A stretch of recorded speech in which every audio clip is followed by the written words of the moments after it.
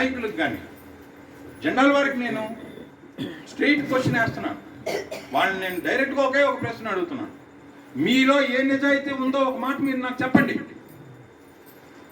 మీకున్న నిజాయితీ ఏమిటి? ఎన్రాక్ కంపెనీకి ఉన్న నిజాయితీ ఏమిటి? వాళ్ళు పెట్టగా లేనిది మీరెందుకు పెట్టలేకపోయారు ఫ్యాక్టరీ? చెప్పండి. ఆ ఒక్కటి మీరు చెప్పండి మాకు. అక్కడ ఫ్యాక్టరీ పెట్టారు కానీ వాళ్ళు షేర్లు ఇస్తామని అనలేదు. ఎన్రాక్ కంపెనీ వాళ్ళు ఏ రోజు మేము షేర్లు ఇస్తామని అనలేదు. ఎందుకనంటే వాళ్ళకి తెలుసు కాబట్టి.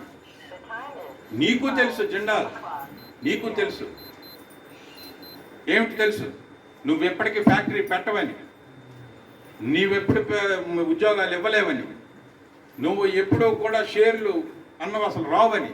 అందుకే నువ్వు షేర్లు అలాట్ చేయలేదు. షేర్లు ఎందుకు అలాట్ చేయలేదు నువ్వు? ఫస్ట్ నాకు అది చెప్పు. షేర్లు ఎందుకు నువ్వు అలాట్ చేయలేదు? కంపెనీ పెట్టాక ఆపరేషన్లోకి వచ్చాక షేర్లు ఇస్తానని నువ్వు కలెక్టర్ గారికి ఉత్తరం రాసావా లేదా? రాసావా లేదా? ఏ రోజైతే ఇది ఇప్పుడు కాదండి, ఫ్యాక్టరీ పెట్టకపోతే రైతులకి భూమి అడుగుతున్నారు అన్నది ఇప్పుడు కాదు. నాకు తెలిసి 4-5 సంవత్సరాల క్రితం నుంచి ఇది మొదలైంది. ఆ మొదలైనప్పటి నుంచి జాగ్రత్త పడటం మొదలుపెట్టారు.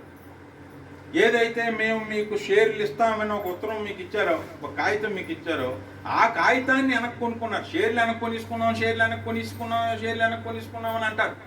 అసలు అలాట్మెంటే జరగలేదు. షేర్లు ఎలా వెనక్కి కొనుక్కుంటావు? నువ్వు కొనుక్కునేది ఏంటంటే ఒక కాగితం. నువ్వే కాగితం ఇచ్చావు, ఆ కాగితం వెనక్కి ఇచ్చావు.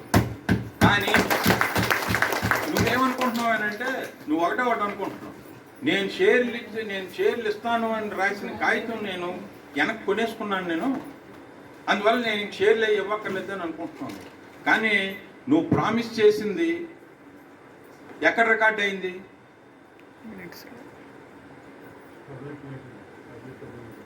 పబ్లిక్ ఒపీనియన్ ఏదైతే ఒక చట్ట ప్రకారం పబ్లిక్ ఒపీనియన్ మీటింగ్ ఇక్కడ ఎక్కడైతే కండక్ట్ చేశారో, ఆ పబ్లిక్ ఒపీనియన్ మీటింగ్ మినిట్స్లో రికార్డ్ అయిపోయినటువంటి అంశాన్ని నువ్వు 1-2 లక్షలు ఇచ్చి ఎలా తీసిగలవయా అని అడుగుతున్నాను నేను.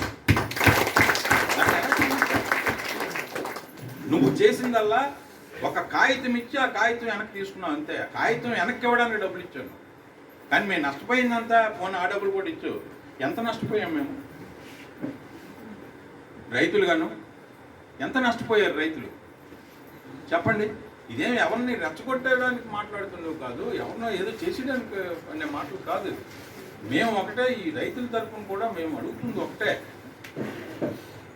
ముఖ్యమంత్రి గారికి కానీ సరైనటువంటి నిజాలు చెప్తే నాకు తెలిసి రైతులకు ఆయన సహాయమే చేస్తారు. కానీ ఆయన ఇది తప్పు అని ఆయన అంటారని నేను అనుకోవట్లేదు. ఎందుకంటే నాకు